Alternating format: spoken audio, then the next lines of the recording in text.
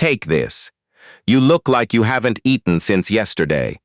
She saw him for the first time on a Tuesday, sitting on the steps outside the Scarborough Community Center where she set up her table every morning. Old coat, no gloves, a face that had stopped expecting kindness a long time ago. He wasn't asking for anything. He just sat there with his hands between his knees, watching people walk past, like he was a lamppost, something they had learned not to see. So Temi crossed the parking lot with a container of jollof rice, a piece of fried fish, and 2 chin-chin wrapped in a paper napkin. Her last container, the one she had put aside for herself. "Take this," she said. "You look like you haven't eaten since yesterday." He looked up slowly. His eyes were gray-green, clear, and startlingly sharp for a man sitting on cold concrete in November. Not broken eyes, watching eyes. "That's your lunch," he said. "How do you know that? You wrapped it differently, napkin twice." Temi blinked. "Then you know I'm giving it to you on purpose." Something moved across his face, a crack in something old and sealed. He took the container. "Thank you," he said quietly. "My name is August." "Temi," she said. "Short for Temitope. Enjoy the rice. My grandmother's recipe. She said it could fix a broken heart or a bad day. Sometimes both." She walked back to her table. When she looked over her shoulder, August was eating slowly, not hungrily, carefully, like a man who understood what the food cost. Temi's stomach growled. She ignored it, the way she had learned to ignore a lot of things. Temitope Adunola Obi had been cooking since she was 9 years old in her grandmother's kitchen in Ibadan. At 32, she was the best-kept secret in Scarborough, Ontario. Not that anyone with money had noticed yet. Her setup was small. A folding table, a portable 2-burner stove, 3 good pots, and a handwritten banner that read Nana's Table, Taste of Home. She set up every weekday morning at 6:45 in the community center parking lot on Ellesmere Road, cooked until everything was gone, and then went home to figure out tomorrow. No commercial kitchen, no food truck, no health board certification she could afford. Just Temi, her pots, and her grandmother's recipes written in blue ink in a composition notebook held together with an elastic band. She made jollof rice that made grown men sentimental. Egusi soup so rich it felt like a wool blanket from the inside. Puff puff that people drove from Brampton for on Fridays. Everything she cooked was made with intention. Her grandmother had not called it a talent. She called it a responsibility. "When someone eats your food," Nana Bisi used to say, tapping the side of Temi's head, "you are giving them something that goes deeper than the stomach. So cook like it matters." Because it does. Nana Bisi had cooked for 50 years in Ibadan. Not in a restaurant, not for fame, for people. She fed neighbors, strangers, anyone who came to her door with nothing. She never turned anyone away, and she never let anyone leave hungry. "Nana, how do we have enough if you keep giving it away?" A much younger Temi had asked. Her grandmother smiled and tapped her own chest. "The pot that is given from does not run dry, my child. That is not my wisdom. That is just the truth." Temi had rolled her eyes. 23 years later, standing behind her folding table in a Scarborough parking lot in November, handing out her last container to a man she didn't know, she thought, "The pot is still full. I don't know how, but it is." Temi's life was not easy. She shared a 2-bedroom apartment on Markham Road with her younger brother Soon, 26, who worked night shifts at a warehouse in Ajax and slept until 2 in the afternoon. The apartment had a radiator that clanged all winter and a bathroom window that had been painted shut by whoever lived there before them. The rent was $1,400 a month. It had been $1,250 18 months ago. The landlord said the market was the market. Their mother, Yewande, was back in Nigeria, dealing with the slow unraveling of a kidney that had been failing for 3 years. Dialysis twice a week. A doctor in Lagos who was honest enough to say, She needs a transplant, and the waiting list in Canada would mean coming here, and coming here means money. Temi sent what she could every month. Not enough. Never enough. She had left a job she was good at, marketing coordinator at a nonprofit in Etobicoke, after the executive director quietly restructured her role out of existence, and then looked surprised when Temi pointed out. This was the third black woman whose position had been eliminated in 2 years. She filed a complaint. The complaint went nowhere. She moved on. She had taken her severance, 4 months' pay, and done something her brother called optimistic, and her mother called brave, and her old co-workers called risky. She bought a 2-burner stove and 3 pots, and started cooking. Nana's table was not a business plan. It was a conversation with God. Let me feed people, Lord. Let me take care of my mother from a distance. Let the pot not run dry. Most mornings she made enough to cover ingredients, her portion of the rent, and the money transfer to Lagos. Some mornings she made more. Some mornings someone's card declined 3 times and she waved them off anyway, and she didn't regret it. But she always saved her last container for herself, because by the time she packed up at noon, that container was the only meal she had. Not a taste. Not a leftover. Her meal. Until Tuesday, when a man named August sat on the community center steps and she gave it away. He came back Wednesday. Same steps, same coat, same quality of stillness. At 11:45, Temi brought him her last container. He didn't argue. He said thank you and moved over on the step so she could sit. And she sat. Thursday, same thing. Friday, same. By the end of the first week, it was just how noon went. Temi would cook all morning, serve the lineup of regulars, and at 11:45 she would carry her last container to the steps and sit beside August while he ate, and they talked. Not about big things, not at first. This egusi, August said on day 4, has a finish I wasn't expecting.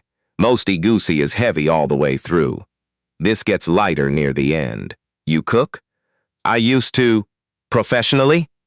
He paused. In a different life, my grandmother ground the melon seeds by hand. She said if you used a blender, you lost the texture. She was right. I use a blender now because I'm making 80 portions before noon, but I grind a small amount by hand and fold it in at the end. That's what you're tasting. August set down his spoon. That's the most technically sophisticated thing I have heard all year. You're easily impressed. I am not easily impressed. That's the problem. They sat in quiet for a moment. A streetcar hummed past on Ellesmere. Where are you from? Temi asked. Originally, Barbados, Bridgetown. My mother's family. My father was from Senegal. He paused. A long story. A coffee farmer's son and a cook's granddaughter, sitting on concrete steps in Scarborough, eating egusi soup. Life is strange. August looked at her sideways. The corner of his mouth moved, not quite a smile. Close. Life, he said, is occasionally generous. By the second week, the conversations went deeper. August asked about her mother. Temi told him. The kidney, the dialysis, the transplant list, the money transfers that were never quite enough. She told it plainly, the way you tell things to strangers who have no reason to pity you, and therefore no reason to perform sympathy. My brother works nights and sends half his check, she said. I send what I can from the table. Between us, the dialysis, we can't cover the transplant costs. Not yet. Does your mother know you skip lunch to send more? Temi looked at the parking lot. She thinks I eat at the table. I let her think that. You lie to protect her. I lie because if she knew her daughter goes hungry, so her dialysis doesn't get interrupted, she would worry herself sicker. And her heart is the only thing that is still completely well. August was quiet for a long moment. Temi, he said finally. Yes. You are one of the most remarkable people I have ever met on a set of steps. I'm a woman with a folding table and a 2-burner stove. You're a woman who gives away her only meal every day to a man she met on concrete. There is nothing ordinary about that. Temi looked at her hands. Eat your soup. It's getting cold. By the third week, something had shifted between them. Not romance, not yet. Something slower. The kind of trust that builds when two people keep showing up at the same place and telling each other true things. Temi told August about her grandmother's death. Nana Bisi had died 4 years ago, quietly, in the house where she had cooked for 50 years. She had made stew the morning of the day she died and left it on the stove with a cloth over the pot. I found the stew before I found her, Temi said, and I stood there, thinking, she cooked this morning, and she's gone, like she was still here in the pot. August didn't rush to say something. He let the silence sit properly. Then he said, I lost someone too, my wife, Helena, 7 years ago. What happened? She had a stroke. We were having breakfast. She got up to pour more coffee, and then she was on the floor. There was no warning, no goodbye. He didn't look away, he didn't break, but something behind his eyes did. I built my whole life around her, he said, the way you build around a load-bearing wall. And when she was gone, the rest of the structure was still standing, but it made a different sound. You could feel the absence in every room. Temi put her hand on his arm. His coat sleeve was worn through at the elbow. His hands, resting on his knees, were large and rough in specific places, the places that come from years of precise physical work, the pads of the fingers, the base of the thumb. Not the hands of a man who had nothing. The hands of a man who had done a great deal, Temi noticed. She didn't say anything. By the 4th week, her regular customer Paulette, who came every Tuesday and Thursday for the puff-puff, had opinions. Who is that man you keep sitting with? Just someone who needed a meal, Paulette. You're giving him your meal is what I see. I'm fine. You're thinner is what you are. The coat hides it. Girl, I have been a black woman in this city for 61 years. Nothing hides from me. She leaned on the table. Just be careful. Not everyone deserves what you're giving away. He's a good man. How do you know? Temi thought about it. Because he never asked for anything. The man Temi knew as August had a last name. Beaumont? August Kwame Beaumont. He was not homeless. August Beaumont was the founder and managing director of Beaumont Meridian Group, a private investment and development firm headquartered in Toronto's financial district, with offices in Montreal, Calgary, and London, England. The firm had been responsible for over $2 billion in infrastructure and community development projects across Canada and the Caribbean over the past 18 years. He employed close to 900 people. His personal net worth was somewhere that made his accountants cautious about writing the number plainly. He owned a house in Rosedale that Helena had picked out. He had not redecorated it since she died. He had not been able to. The worn coat he wore to Ellesmere Road every day cost him $11 at a Value Village on Kingston Road. He had bought it the week after his doctor sat him down and used the words stress-induced and cardiac event in the same sentence and then said something that stayed with him. August, you have built extraordinary things for other people. You have not had a real conversation with someone who doesn't want something from you in 3 years. That's not grief anymore. That's isolation. And isolation will finish what the stress started. August had sat with that for a month. Then he called his oldest friend and advisor, a man named Conrad, who had known him since university. Conrad, what do I do? Conrad was 71. He was Jamaican, built like a man who had lifted heavy things with dignity his entire life. He thought before he spoke, and when he spoke, he meant it. My mother used to say, Conrad said, that the sea doesn't show you its floor from the surface. You have to go under.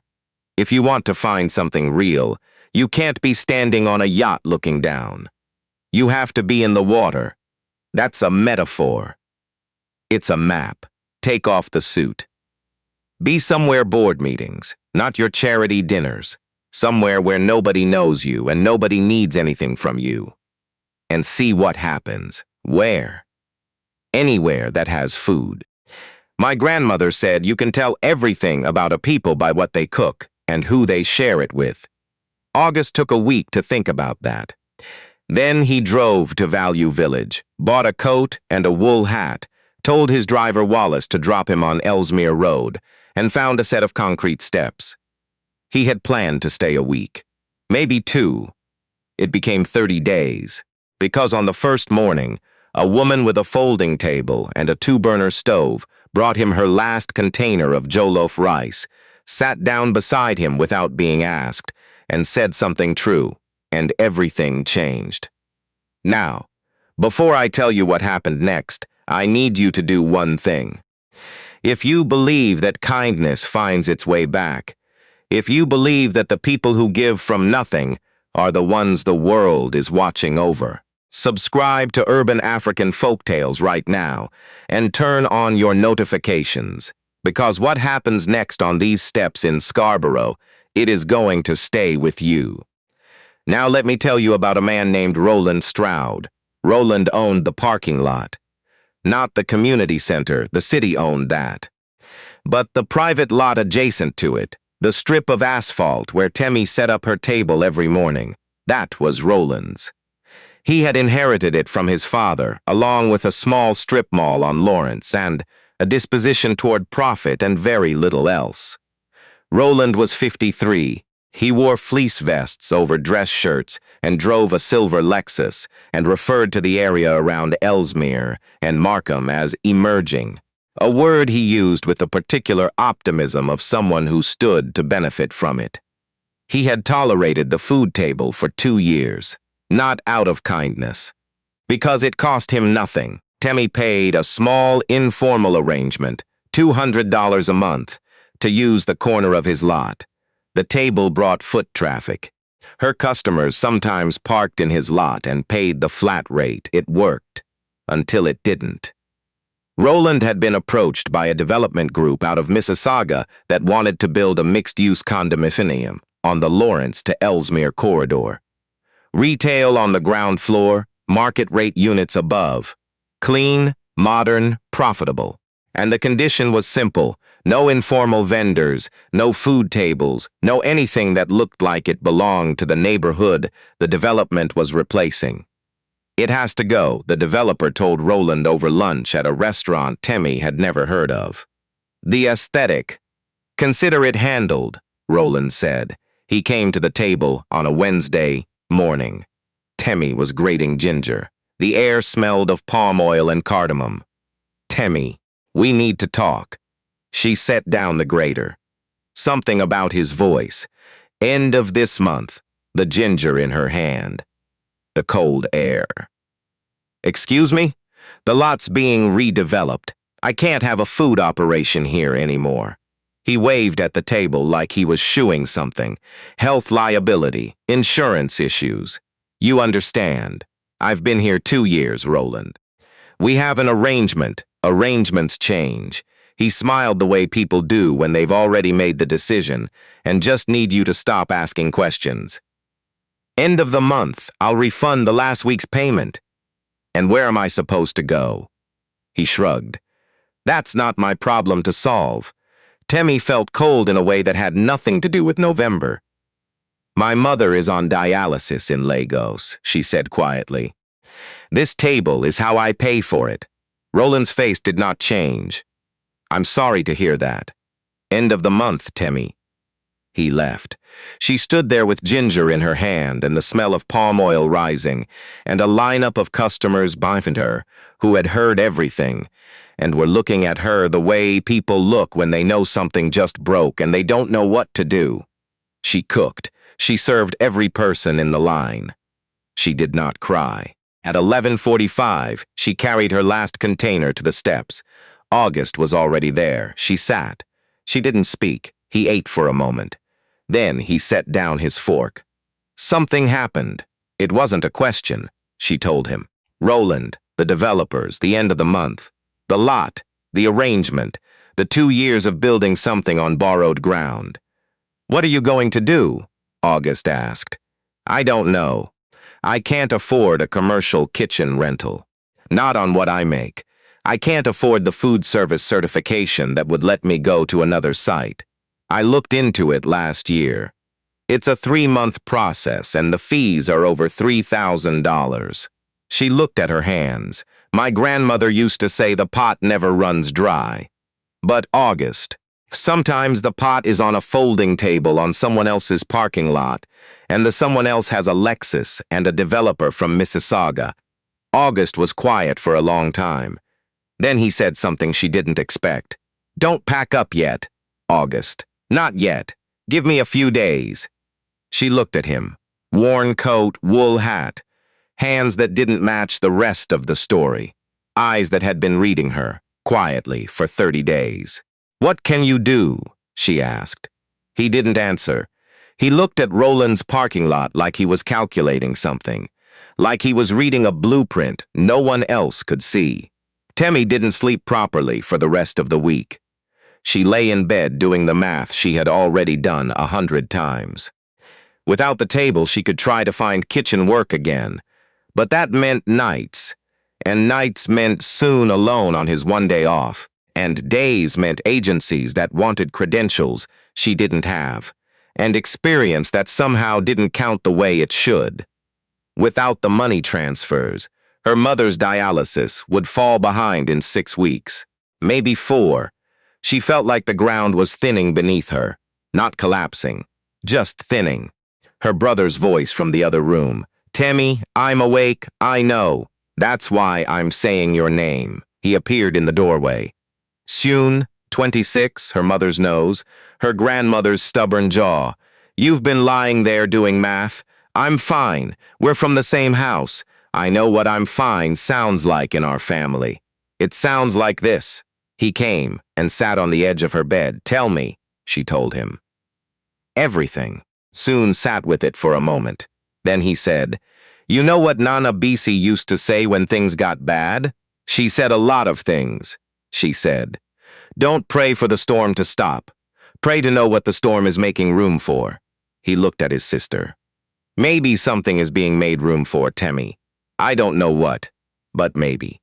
She slept better after that. Not well, but better. On the last Thursday before the end of the month, Roland appeared at the table again.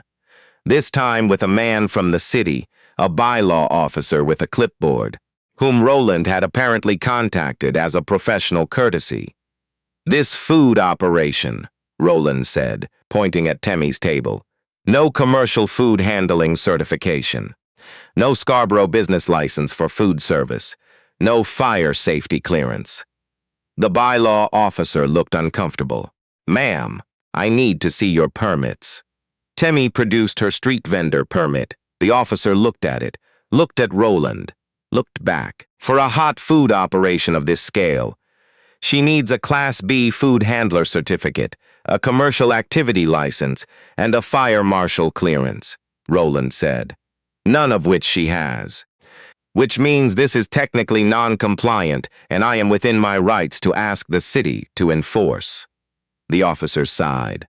Ma'am, I'm sorry. He's not wrong. I'll need to issue a notice. A crowd had gathered. Regulars, people from the community center, a woman pushing a stroller who had stopped and was watching with her hand on her child's head. A man in a hard hat eating the last of his puff-puff. Roland leaned over and stuck a yellow notice to Temi's table. Cease operations. City of Toronto bylaw notice. He smiled. It was a small smile. The kind that came from confusing winning with being right. I told you, Temi. End of the month. He turned to leave.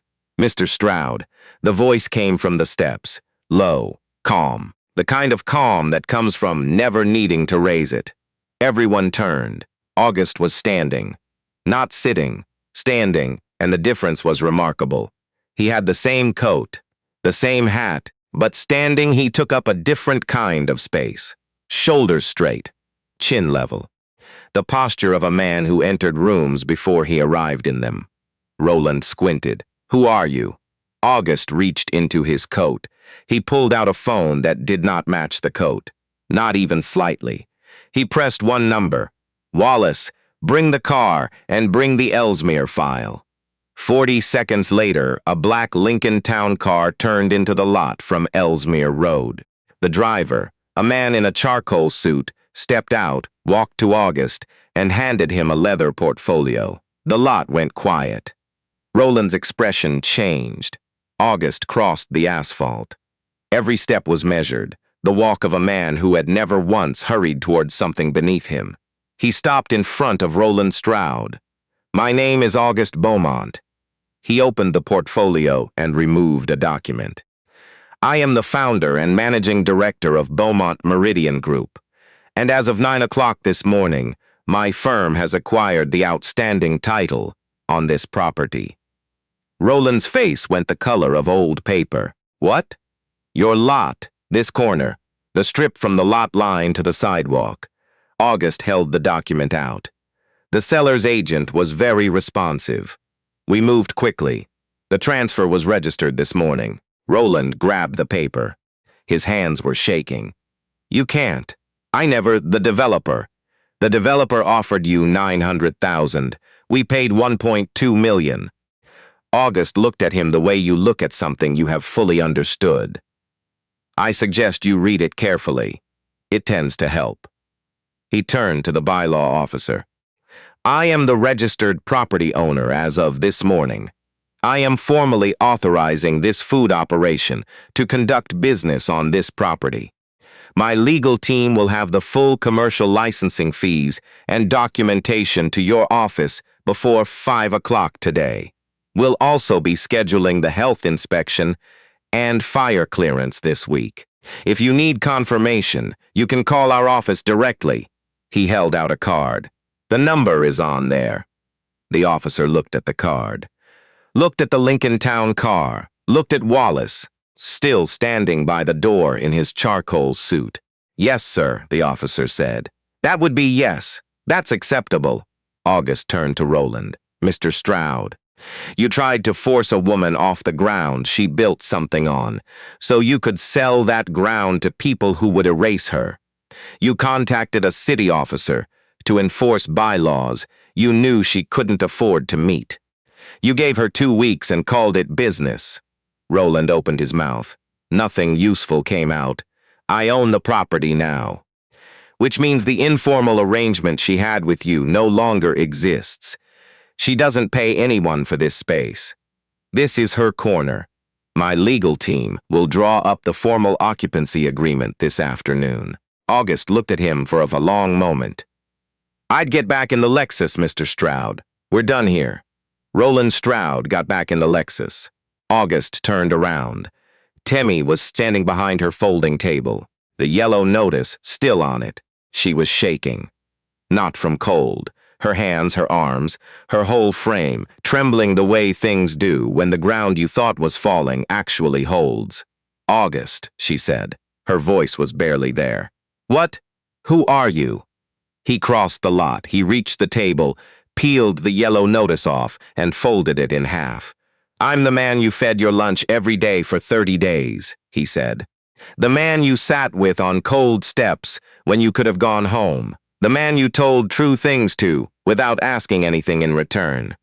He held her gaze. "My grandmother used to say that you find out what a person is made of not by watching what they do when they have everything, but by watching what they do when they have almost nothing." He paused. "You gave me your meal, Temi, every day, your only meal, to a man you believed had nothing." Tears ran down Temi's face. She didn't try to stop them. "I didn't know," she said. "I know you didn't," August said. "That's the only reason it means what it means." The crowd that had gathered, regulars, the woman with the stroller, the man in the hard hat, the bylaw officer still holding August's card, erupted. Applause in a Scarborough parking lot on a Thursday in November, the kind that comes from somewhere deep and real, and from somewhere near the back, Paulette's voice carried over all of it.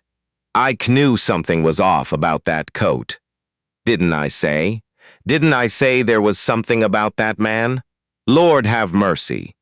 Someone laughed. And then everyone was laughing and clapping, and some people were crying, and Temi stood in the middle of it with her face wet and her stomach empty, and her heart so full she couldn't find the edges of it. August did not overwhelm Temi with what he had. He had learned, over many years and several painful lessons, that money dropped too fast and too early doesn't feel like help. It feels like power. And he had not sat on those steps for 30 days to become another thing that had power over her. So he went carefully. First, the licensing. His legal team handled the Class B certification, the commercial activity license, the fire safety clearance. All of it done and filed within the week. No fanfare. Just a folder of documents delivered to Temi's table on a Monday morning with a sticky note that said, "These are yours. Keep them in a safe place." Second, her mother. August had a relationship with a nephrology specialist at Sunnybrook. Not a personal relationship, a professional one, through years of philanthropy to the hospital's community care program. He made one call, the specialist made 3. Yewande Obi was assessed remotely within the week. A transplant evaluation was scheduled. The pathway to bringing her to Canada was not simple, not fast, but it was open, and it was moving. When Temi found out, she sat in her car in the community center parking lot for 20 minutes and could not drive. Soon had to come get her. He knocked on the car window. "Temi." She unlocked the door. He got in the passenger seat. "She's coming," Temi said. "She's actually going to come here." Soon put his arm around his sister and said nothing for a while. Then, Nana BC knew. Knew what? That the pot doesn't run dry. She always said it. We never fully believed her. He looked at his sister, but she knew. Third, the table. "I want to help you get a proper space," August told her one afternoon. They were sitting on the steps. Still, even now, they sat on the steps. Temi had not been able to stop. She didn't want to. August, not a gift, an investment. This city has extraordinary food in extraordinary restaurants, and none of them cook what you cook. You're feeding 80 people a morning from a 2-burner stove. Imagine what you could do with a real kitchen. I've been imagining it since I bought the stove. Then let's stop imagining. If we do this, Temi said, after a long pause, I have terms. Name them. The menu stays exactly as it is, my grandmother's recipes. Nothing modernized, nothing deconstructed, nothing I can't pronounce. Agreed. The prices stay accessible. This community eats here. I'm not pricing out the people who built this. Agreed. I hire from the neighborhood. People who need the work, not the most polished resumes. Character. Agreed. And every day, the last meal of service is free. No questions, no applications. Whoever needs it. August looked at her. Your grandmother would have liked that? My grandmother would have expected it. She looked back at him. Those are my terms. Then we have a deal. August handled the business structure. Temi handled everything that made it worth doing. She chose the location herself. The ground floor of a narrow commercial building 2 blocks east on Ellesmere, affordable, with a back alley for deliveries and a corner window that caught the morning light. She designed the kitchen down to where each pot lived. She chose the dining chairs, the paint color for the walls, a deep warm ochre, the color of groundnut oil in good light. She painted the name herself, in careful letters above the door bissies. A taste of home named for her grandmother, the woman who said the pot never runs dry. The restaurant opened on a Saturday. Temi was in the kitchen at 4 in the morning. She made the first batch of jollof rice by herself, with no one else in the building, the way her grandmother had taught her. When the rice was ready, she stood over the pot and said quietly, "This one is for you, Nana." Every one of them is. By 7, there was a line out the door. By noon, everything was gone. Paulette got the first table. She wore her church clothes and brought her sister and told the server 3 times that she had known Temi since the parking lot days and therefore deserved extra chin-chin. She was given extra chin-chin. Now, you might be wondering about Rolandstrud. 6 months after BC's opened, a man walked in at closing time. He looked like someone the weather had worked on for a long time. No fleece vest, no Lexus out front. He stood near the door without sitting, without ordering, turning his car keys over and over in his hands. Temi was wiping down the pass. Their eyes met. Roland looked at the floor. He stopped, started again. I walked past and I smelled it, and another stop. I'm not doing well. I know I don't have any right to be here. Temi looked at this man. She thought about every version of what she could do with this moment, every version she had earned. Then she walked to the kitchen and made one plate. Jollof rice, a piece of fried fish, 2 chin-chin on the side, the last plate of the day. She set it on the table nearest the door. Sit, she said. Roland stared at the plate. After what I did, you'd still. Why? Because you're hungry and I have food, Temi said. My grandmother didn't teach me to check whether someone deserved it first. She just taught me to feed people. Roland sat down. He took one bite and his face broke open in the way faces do when something reaches a place that has been closed off for a long time. He pressed his hand over his eyes. His shoulders shook. Temi sat across from him, not hovering, just present. We all have seasons, she said. Some we plant in, some we harvest in. Some we just sit in the hard ground and don't know what's coming. She folded her hands on the table. The ground doesn't hold what you did against you, it just waits. Roland couldn't speak. He ate. And for the first time in longer than he could remember, something in him was quiet. He came back the next day, and the next.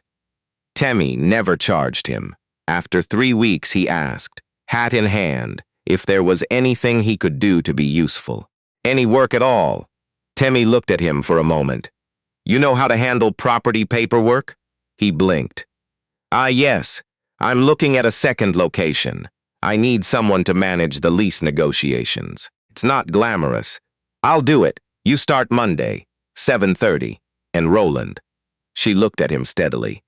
If you are in my restaurant, you are in my grandmother's house. Act accordingly. He nodded. He came Monday at 7:15. Some lessons are slow, but the ones that come with jollof rice are the ones that stay. As for August and Temi, he did not rush it. He had learned, the hard way, that love is not a thing you announce. It is a thing you build in the same way you build anything worth having, slowly, with good materials, in honest weather. He asked her on a Sunday in January, 7 months after the day she first handed him a container on those steps. Not at a restaurant, not somewhere expensive. He set up her old folding table on the sidewalk outside BC's, the table she had kept in the back storage, because she couldn't let it go, and he cooked for her badly. His jollof rice was uneven. Some grains were right, others were not. His fish was overcooked in a way that could only be achieved through real commitment. His chin-chin was somehow both too hard and too soft. Temi stood in the cold and tasted each thing with the professional focus of someone who loved food and the private agony of someone watching a person they cared about do it harm. August. Dost. I know. This rice has different addresses in the same pot. I'm aware. This fish has moved beyond cooking into something else. Something geological. Temi. Yes. He reached into his coat pocket and took out a small box. He opened it. A ring, simple, gold, with something engraved on the inside. She looked, 2 words, last plate, that's what you gave me, August said. Every day for 30 days, the meal you needed. The only thing you had left that day, and you gave it to a stranger on some steps. She looked up at him. I can't cook, he said. I have proven that thoroughly and with sincerity. But I can promise you this. You will never stand behind a folding table alone again. And the pot, he held her gaze, the pot will not run dry, not while I am here. Tears moved down her face in the cold air. Your jollof rice is a disaster, she said. Is that a yes? It's a yes, August. It was always going to be a yes. He put the ring on her finger on a sidewalk on Ellesmere Road in January, in front of the restaurant her grandmother's spirit lived in, at the folding table where everything had started. From the upstairs window of the building across the street, Paulette saw the whole thing. She had come to get her Sunday takeout container and had not left. "Yes!" she shouted down through the glass. "That is right. God bless. I have been waiting." August and Temi laughed until their breath made clouds in the cold air. They married in the spring, not at a hotel, at the restaurant. Tables moved, chairs arranged between the prep stations, small white lights strung from the ceiling. 60 people, every regular who had ever lined up in that parking lot. Staff Temi had hired from the neighborhood. Paulette in a hat that blocked the view of 4 people and apologized to none of them. Soon walked his sister down the makeshift aisle between the tables. His face was the face of a man trying not to cry and failing by the second step. When he placed Temi's hand in August's, he said one thing: "You take care of her, and you teach her that it is allowed to eat her own lunch." Everyone laughed. Everyone cried.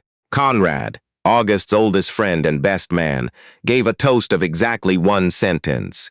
"I told him to go into the water. He found the well." Standing ovation at a restaurant on Ellesmere Road. Yewande Obi was not there in person. She was still in Lagos, 4 months from her transplant evaluation, working her way toward the country where her children lived. But Temi had set up a tablet at the front table, and her mother watched the whole ceremony on a screen, her face wet, her hands clasped. At one point, Yewande said to the camera, "Your grandmother is in this room. I can feel her." And she was in every plate, every pot, every grain of rice. She had always been there. The pot that feeds others does not run dry. It never did. If this story moved something in you, if you believe that what you give from your scarcity comes back in ways you cannot plan for, then subscribe to Urban African Folktales and turn on your notifications. There are more stories where this one came from, and every single one of them is true where it counts.